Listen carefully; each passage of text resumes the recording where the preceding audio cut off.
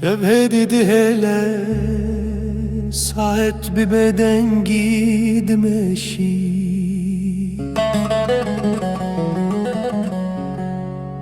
Bajar ravestiya dil bixara qise dike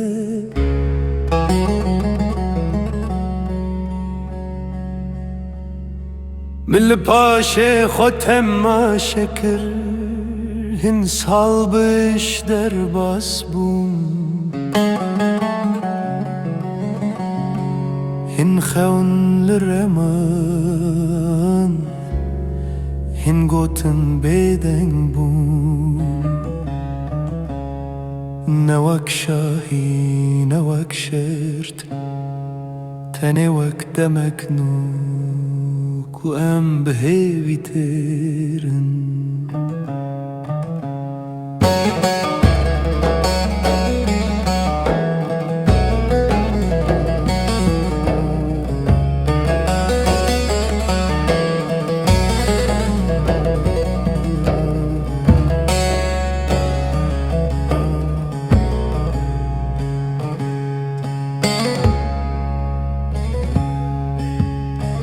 Heval çun dengen wan man Naven wan dil nevis bun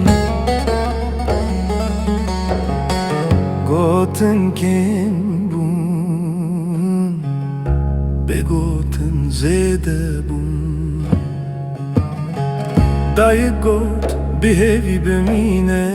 Dil got hira berpeş asfem kir Jiyandın avan du dengendeye Az bixwere terim Ne bi tirs Ne bi şert Tenê bi dilê xwe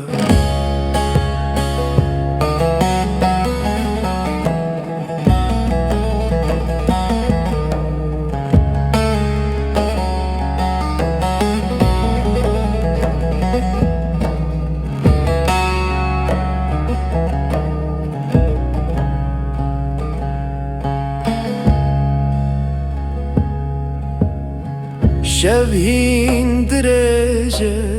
lesterkin roniye Ger rojne